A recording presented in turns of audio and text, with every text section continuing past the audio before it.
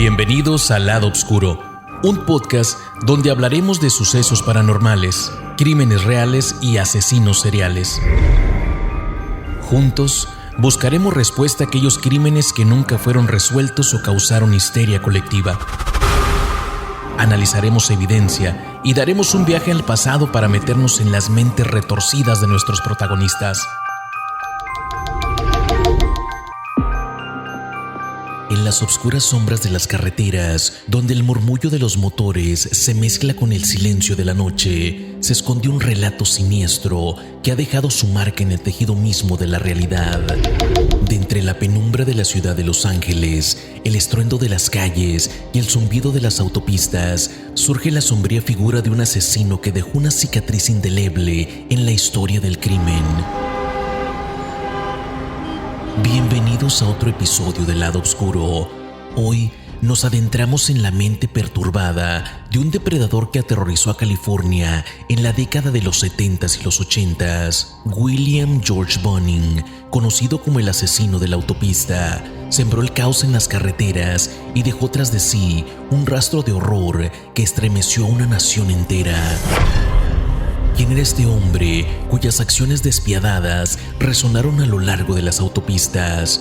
¿Cómo pudo eludir a la justicia mientras sus crímenes se multiplicaban? Acompáñenme en este capítulo mientras desentrañamos la historia oscura y compleja de William Bonin, el asesino que convirtió las autopistas en su propio campo de caza. Yo soy Marcos García, tu guía en este viaje a través del Lado Oscuro, un podcast donde desenterramos los secretos más oscuros de los asesinos seriales que han acechado en las sombras de la historia. Prepárense para sumergirse en los detalles escalofriantes de los crímenes que estremecieron a una ciudad y dejaron a una comunidad preguntándose cómo un hombre podría descender tan profundamente en la oscuridad.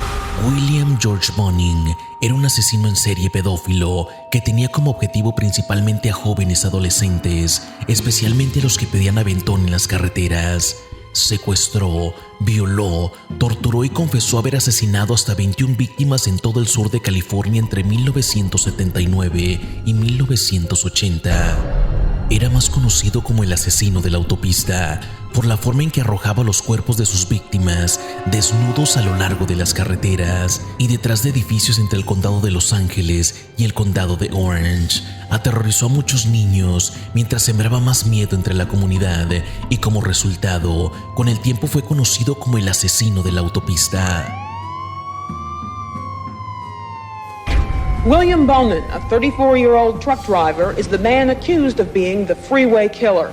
Police say Bonin cruised the freeways of Southern California, picked up young boys in his van, raped them, tortured them, and killed them. All of the victims have been boys and young men of slight build between the ages of 12 and 19. Police linked Bonin to 21 murders and gathered enough evidence to charge him with 12.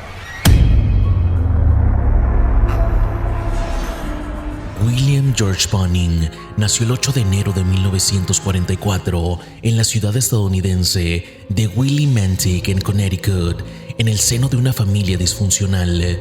Durante su infancia, tanto el pequeño como sus otros dos hermanos fueron víctimas de las palizas por parte de su padre, un veterano de guerra alcohólico y adicto al juego, mientras que su madre intentaba redimir estos incidentes de maltrato enviando a sus hijos con el abuelo. Sin embargo, aquello no hizo más que agravar la situación.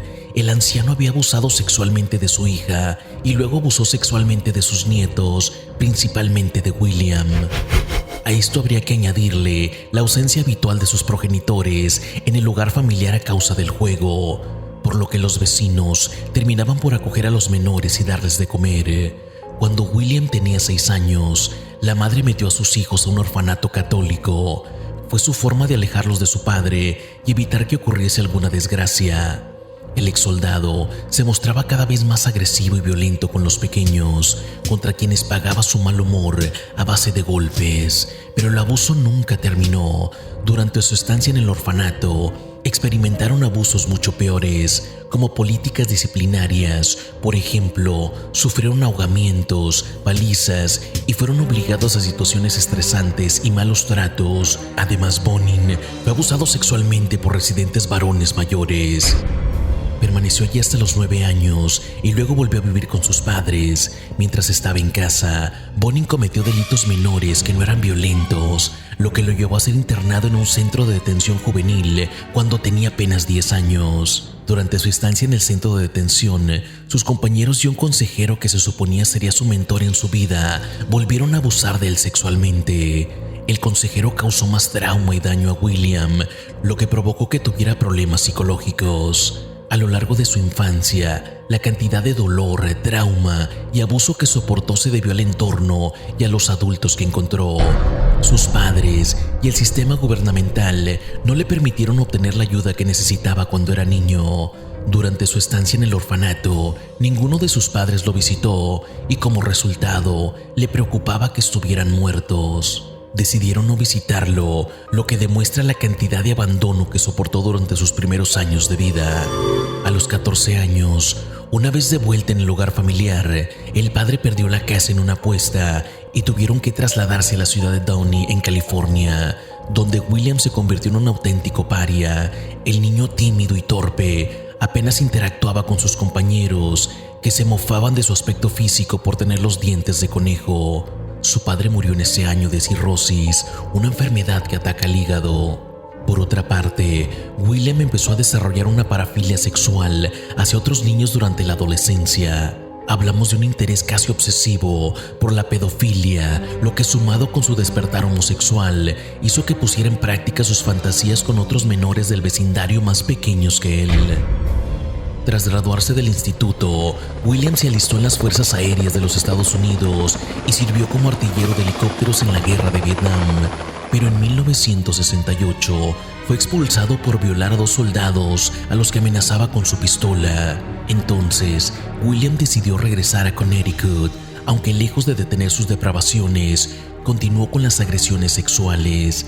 El siguiente año atacó a 5 adolescentes a los que ató y golpeó con una barra de hierro hasta dejarlos inconscientes para después violarlos.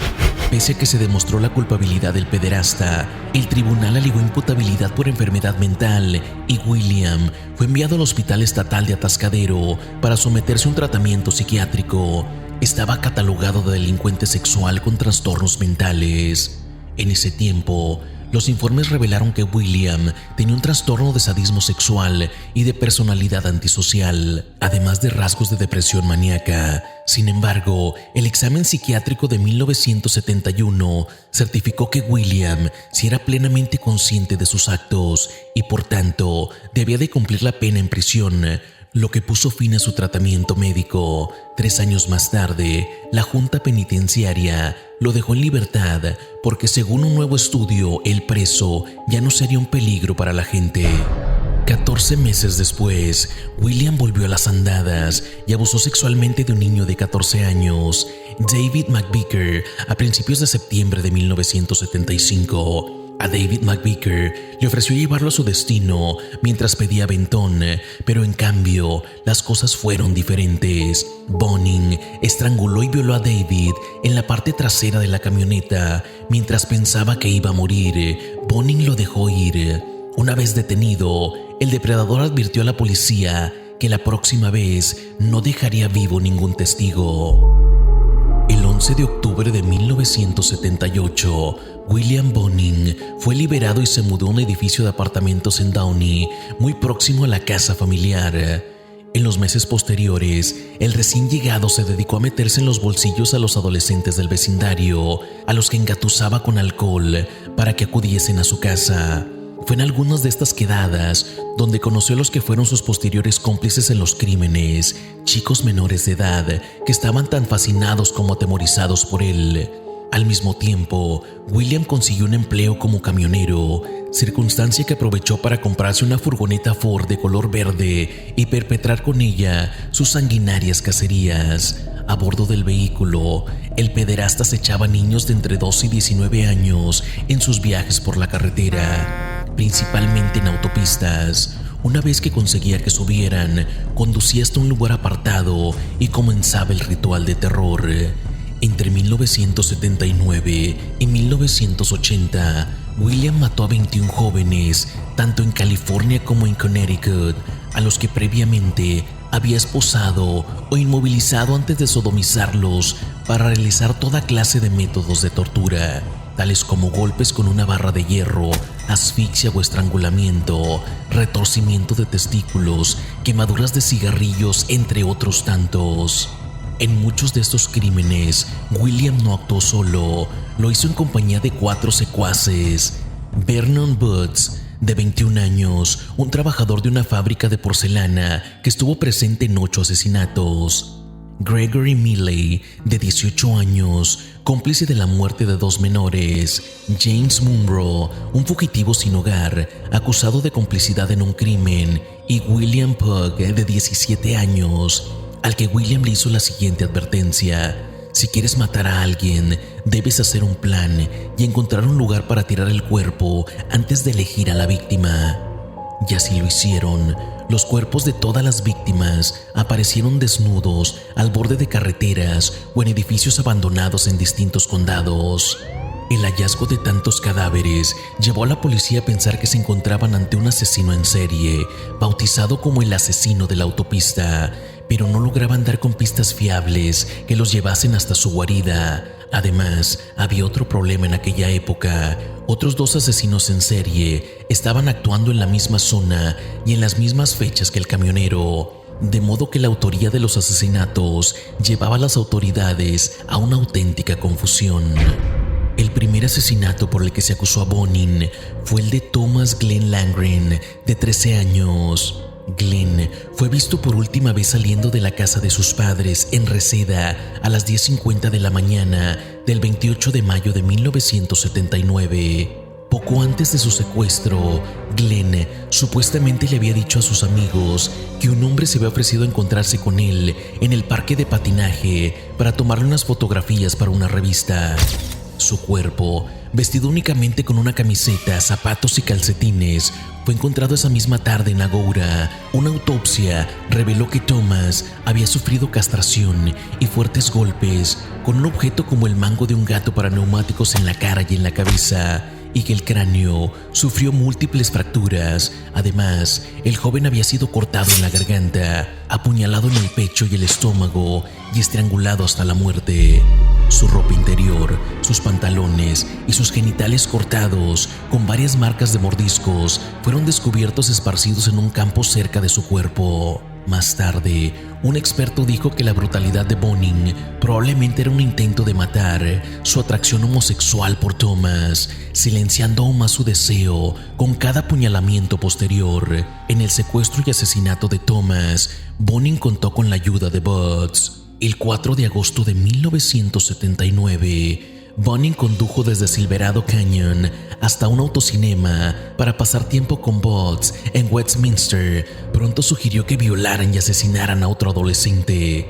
Butts aceptó esta sugerencia y Bonin le ofreció a Mark Shelton, de 17 años, $400 por servicios sexuales. Poco después de que el joven saliera de su casa para caminar a un cine cerca de Beach Boulevard, según Bonin, masturbó a Shelton antes de que Butts comenzara a apretarle los genitales, lo que provocó que el niño gritara. Mientras Bonin conducía hasta Cajon Pass, en el condado de San Bernardino, Butts entretuvo al niño con trucos de magia antes de copularlo oralmente. Al llegar a una gasolinera abandonada, Bonin estacionó el vehículo y violó a Shelton. Enfurecido por el miedo y la resistencia de Shelton, Bonin inmediatamente golpeó al joven, apretando sus genitales y clavándole la rodilla en la cara hasta que perdió el conocimiento. Luego Shelton fue estrangulado 2 veces durante un periodo de 15 minutos con la ayuda de Butts. También fue violado con objetos extraños, incluido un palo, lo que provocó que su cuerpo entrara en un estado de shock que resultó fatal. Su cuerpo fue arrojado junto a un camino de grava en Cajon Pass del condado de San Bernardino. El 5 de agosto de 1979, Bonin y Butts se encontraron con el estudiante de Alemania Occidental, Marcus Grabs, de 17 años, entre las 6 de la tarde y las 10 de la noche, intentando pedir aventón desde la autopista de la costa del Pacífico. Según Bonin, mantuvo relaciones consensuales con el joven, quien aceptó ser atado con trozos de cuerda y alambre. Bonin luego sacó una navaja del bolsillo y procedió a intimidar a Grabs mientras Butts conducía hasta la casa de Bonin, donde el joven fue nuevamente sodomizado y golpeado. Cuando Bonin comenzó a apretarle los genitales durante la violación, Grabs supuestamente se soltó y golpeó a su agresor, lo que provocó que Bonin lo apuñalara repetidamente durante un periodo prolongado.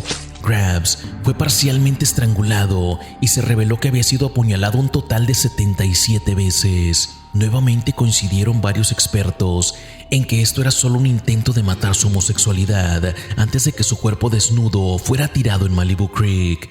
El cuerpo fue encontrado aproximadamente a las 6:30 de la mañana del día siguiente, y un investigador comparó la magnitud de las lesiones infligidas a la víctima con las de un perro rabioso, incapaz de determinar cuándo dejar de morder. El 9 de agosto de 1979, Bonin fue nuevamente detenido por abusar sexualmente de un joven de 17 años en la comunidad costera de Dana Point. Esta violación de las reglas de su libertad condicional debería haber resultado en el regreso de Bonin a prisión. Sin embargo, un error administrativo cometido antes de la fecha prevista para la audiencia de Bonin resultó en su liberación. El 20 de agosto de 1979, Bonin recogió a Robert Whitostek, de 18 años, que se dirigía en bicicleta a una tienda de comestibles en Newport Beach antes de que Bonin supuestamente lo convenciera ofreciéndole $50 para realizar sexo oral. Luego ató y violó al niño a punta de cuchillo antes de conducir hasta la residencia de Butts. Mientras conducía por la Interestatal 10, Butts le practicó sexo oral al joven antes de golpearlo repetidamente y tomar el lugar de Bonin detrás del volante, quien luego torturó a Robert, doblándole los dedos y apretando sus genitales antes de golpearlo repetidamente con una barra de hierro y estrangularlo con su camiseta. El cuerpo del joven fue encontrado el 27 de septiembre junto a la Interestatal 10. El 27 de agosto de 1979, Bonin y Butts secuestraron al joven de Hollywood, Donald Ray Hayden, de 15 años, aproximadamente a la 1 de la mañana en Santa Monica Boulevard. Para alcanzar al joven, Bonin cruzó imprudentemente 2 carriles en presencia de la policía, lo que provocó que Butts, que había estado fingiendo dormir en la parte trasera de la camioneta, sonriera. Temeroso de Butts, Bonin tranquilizó a Hayden y le ofreció $50 por servicios sexuales, y pronto tuvo relaciones sexuales consensuadas mientras Butts conducía la camioneta. Cuando Butts dio un giro equivocado accidentalmente, el joven se puso frenético, lo que provocó que Bonin golpeara y atara a la víctima antes de torturarle los genitales y sodomizarlo. Butts luego amenazó a Hayden afirmando que entró en la furgoneta de la muerte y cuando alguien entra no sale con vida. Bonin prometió dejarlo inconsciente en algún lugar y le informó al niño que lo iban a matar mientras lo estrangulaba con un pañuelo y una barra de hierro. Butts practicó sexo oral con el cadáver de Hayden antes de que la pareja arrojara el cuerpo en un sitio de construcción cerca de la autopista Ventura para ser descubierto horas después. Antes de su muerte por estrangulamiento, Hayden había sido atado, golpeado en la cara, sodomizado, luego apuñalado en el cuello y los genitales y golpeado en el cráneo. También se habían hecho intentos evidentes de extirparle los testículos y cortarle la garganta. También se encontró que su recto sangraba y estaba muy distendido, lo que llevó a un forense a opinar que había sido empalado con un objeto grande. El 9 de septiembre de 1979, Bonin se encontró con David Luis Murillo, un joven de 17 años de La Miranda, que se dirigía en bicicleta a un cine. Después de subir en la furgoneta, Bonin le ofreció dinero a cambio de sexo, pero fue rechazado. Luego intentó acariciar a Murillo antes de atarlo y conducir hasta la residencia de Butts. Mientras Butts conducía, Bonin obligó al niño a practicarle sexo oral antes de apretarle los genitales y sodomizarlo. Luego intercambió lugares con Butts, quien le practicó sexo oral y golpeó a Murillo antes de apretarle los genitales en señal de frustración por la falta de excitación sexual del joven. Luego estacionaron el vehículo en un lugar apartado donde lo ataron y fue violado repetidas veces por Bonin y Butts. Lo golpearon en el pecho, el cuello y el cráneo con una barra de hierro. Luego lo estrangularon antes de que su cuerpo desnudo fuera arrojado fuera de la camioneta por un dique hacia un lecho de hiedra junto a la autopista 101. Su cuerpo desnudo fue descubierto el 12 de septiembre de 1979. Después de este incidente, Butts supuestamente comenzó a exhibir un comportamiento extremadamente extraño. En un momento, puso un hacha en la garganta de un amigo cercano y le dijo: «Me gustaría ver tu sangre brotar y escuchar tus gritos». No se sabe que Bonin haya vuelto a matar hasta el 1 de noviembre de 1979 o alrededor de esa fecha, cuando él y Butts secuestraron y asesinaron a un joven no identificado de cabello castaño que Bonin afirmó que medía 5 pies 6 pulgadas de alto y tenía 18 años. Esta víctima fue brutalmente golpeada repetidamente por ambos captores. Luego Bonin lo estranguló hasta morir, antes de que su cuerpo completamente vestido fuera arrojado en una cercanía junto a la ruta estatal 99, al sur de Bakersfield. Durante la terrible experiencia, Bonin supuestamente preguntó a la víctima si sabía por qué tenía que morir. Luego explicó con más detalles por qué, diciendo: «Tus padres nos pagaron para encontrarte y matarte». Bonin estranguló al joven antes de insertarle un picahielos en la nariz y en la oreja derecha. Aproximadamente 4 semanas después, el 30 de noviembre, Bonin, esta vez solo, secuestró al joven de 17 años de Bellflower, Frank Dennis Fox. Durante el proceso de estrangulación, Bonin había matado al joven mientras aún lo sodomizaba. Su cuerpo fue encontrado 2 días después a lo largo de la carretera Ortega, 5 millas al este de San Juan Capistrano. El cuerpo presentaba signos de un traumatismo extenso, con un objeto contundente en la cara y la cabeza, con marcas de ligaduras en las muñecas y los tobillos que indicaban que Fox había estado atado durante toda su terrible experiencia. En el lugar no se encontró ropa ni ninguna otra evidencia de identificación.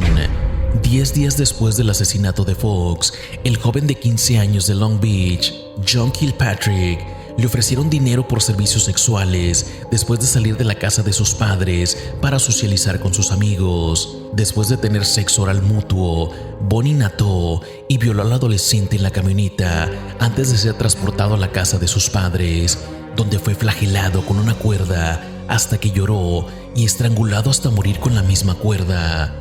El cuerpo de Kilpatrick fue abandonado en una zona remota de Rialto. Su cuerpo fue encontrado el 13 de diciembre.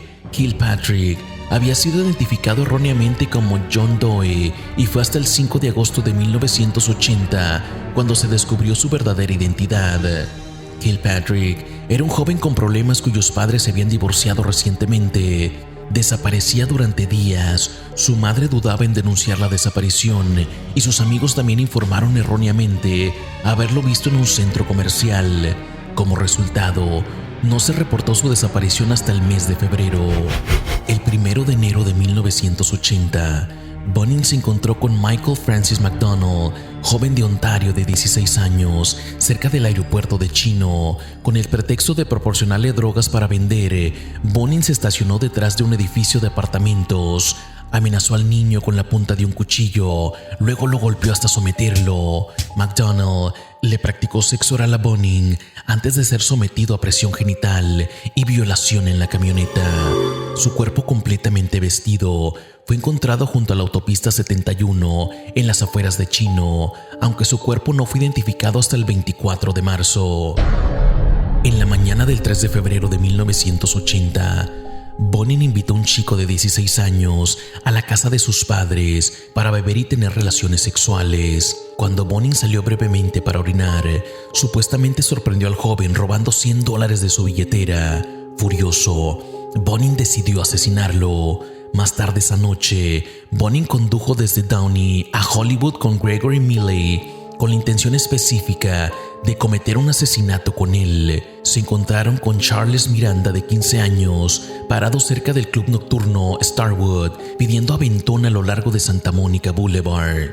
Según Milley, Bonin y Miranda tuvieron relaciones sexuales consensuadas en la parte trasera de la camioneta mientras él conducía. Bonin le dijo a Milley en secreto: «El niño va a morir. Este niño va a morir». Milley respondió diciendo: «¿Por qué no dejas ir al niño?». Bonin rechazó esta propuesta y afirmó: no, porque él nos conocerá y conocerá la camioneta. Miranda fue entonces dominado por Bonin, quien le preguntó cuánto dinero tenía. Miranda dijo que tenía unos $6, después de lo cual Bonin le dijo a Miley que tomara la billetera de Miranda. Después Bonin lo golpeó, lo ató y lo amordazó. Luego le informó a Miranda que le habían robado ese mismo día y aunque no era justo, lo iba a matar. Inicialmente dudando de Bonin, Miranda comenzó a llorar y suplicar por su vida. Bonin luego comenzó a agredir sexualmente a Miranda. Miley también intentó violar a Miranda, pero no pudo mantener una erección. Frustrado, Miley agredió al joven con varios objetos punzantes antes de ayudar a Bonin a golpearlo. Bonin luego estranguló a Miranda hasta matarlo con una camiseta y un pedazo de hierro, mientras Miley saltaba repetidamente sobre el pecho de Miranda. Su cadáver desnudo fue arrojado poco después en un callejón junto a East 2nd Street en Los Ángeles. Tan solo 5 minutos después de que la pareja desechara el cuerpo de Miranda, Bonin le sugirió a Miley: estoy caliente otra vez, vamos a hacer otro. Miley inicialmente protestó y dijo que quería irse a casa, pero finalmente accedió a la insistencia de Bonin.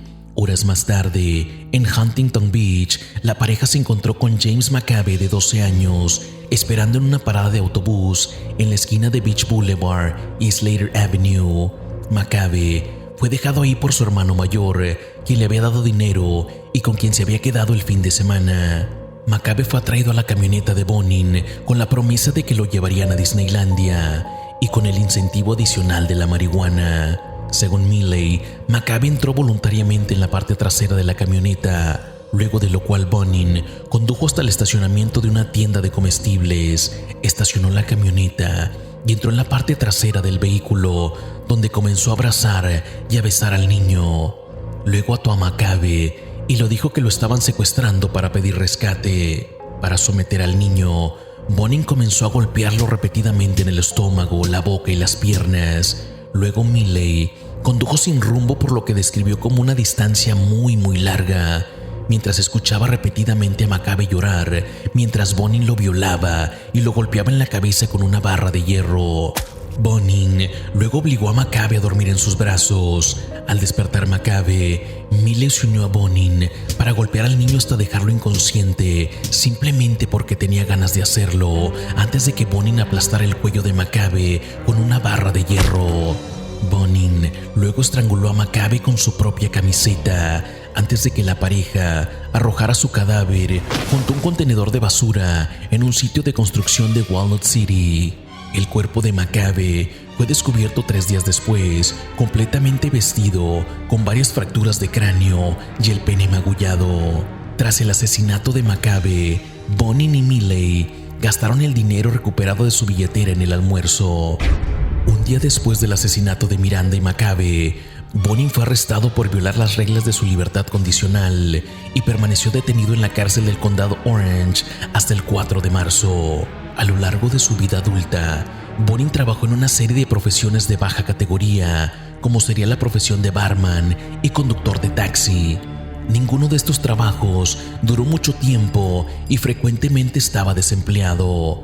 Tras su liberación, obtuvo un empleo más seguro como camionero en su antiguo lugar de trabajo en Montebello, en Dependable Drive-Away, ganando $5 la hora. Mientras hacía repartos, Bonin discutía frecuentemente con su jefe, quien desconocía su condición de delincuente sexual y que solía recoger a jóvenes que pedían aventón en las autopistas. Incluso en su presencia, en una ocasión lo vio tomar rutas más largas e innecesarias que luego fueron de interés para los detectives. 10 días después de la liberación de la custodia de Bonin, el 14 de marzo, secuestró al joven de Van Nuys de 18 años, Ronald Gatlin.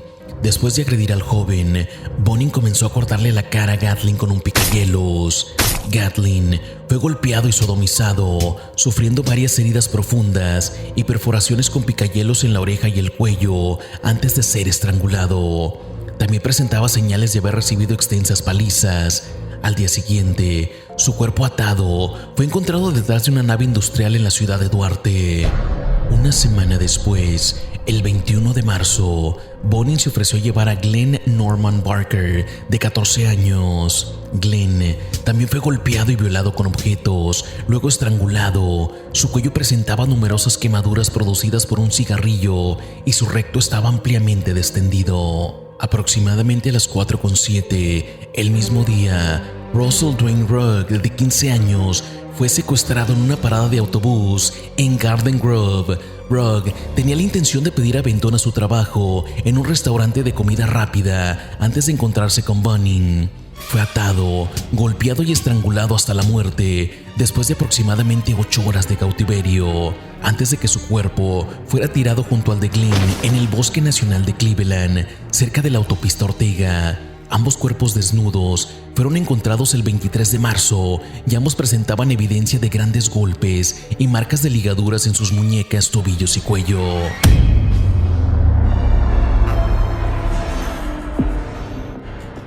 Y así concluimos la primera parte de nuestra inmersión en la perturbadora vida de William George Bonin, también conocido como The Freeway Killer. En este episodio exploramos sus orígenes, su infancia marcada por la violencia y los eventos que eventualmente lo llevaron por un oscuro camino de criminalidad. A medida que profundizamos en la mente de Bonin, nos enfrentamos a preguntas inquietantes sobre la naturaleza de la maldad y la complejidad de la psique humana.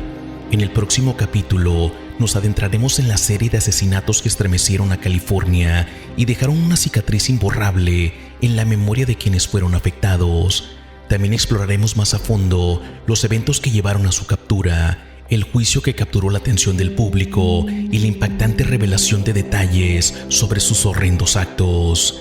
Acompáñenos en el próximo episodio mientras desentrañamos los crímenes y las investigaciones que rodearon a este asesino en serie. Si te ha gustado este episodio, no olvides suscribirte para más relatos escalofriantes del lado oscuro. Deja tus comentarios y comparte con aquellos que, al igual que tú, sienten una fascinación por lo desconocido. Yo soy Marcos García. Te espero en nuestro próximo encuentro en el lado oscuro, donde las historias nunca terminan y los ecos del pasado continúan resonando. Hasta entonces, manténganse seguros y recuerden que todos podemos esconder un lado oscuro.